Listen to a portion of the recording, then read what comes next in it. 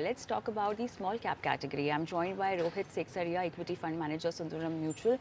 Hi, Rohit, and welcome to the Money Show.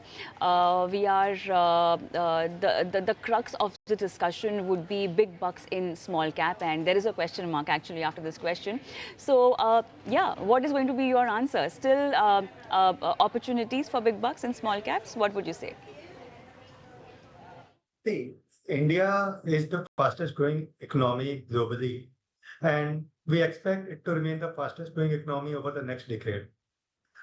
When you are in the fastest growing economy, obviously there will be big bucks to be made, and the bigger bucks will be there in the small caps.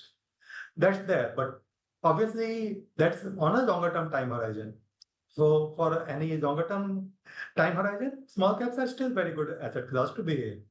However, we need to be cognizant that small caps are more volatile asset class.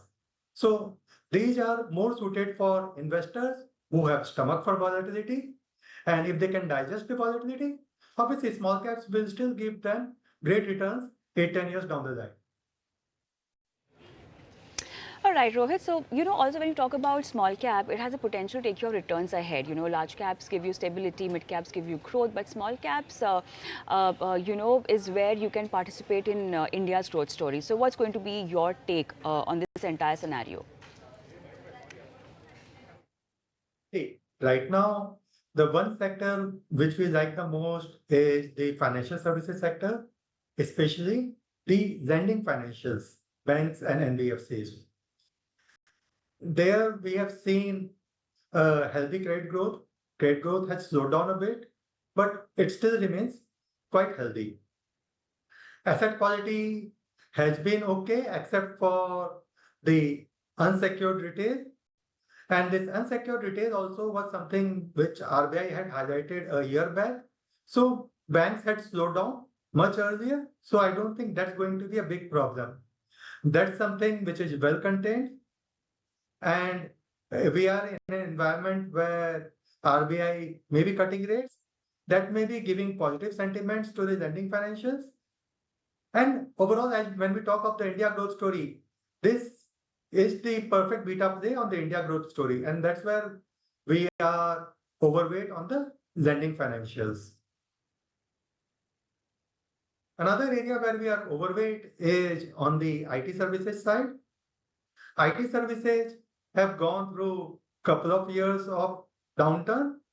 And IT services, your spends can be deferred, but you have to make that spend at some point in time.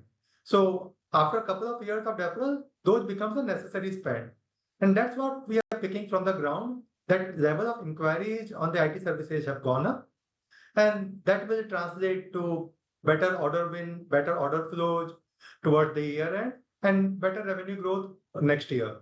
So those are the sectors we are betting on.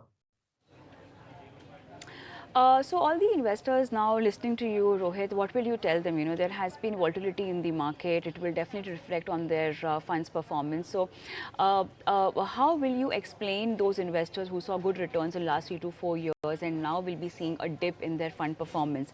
What will you tell them? Sure. So see, as a fund manager, there are 2-3 steps which we also take to try to defend the portfolio. One, I guess you would have heard this narrative that the small caps are more expensive than large caps.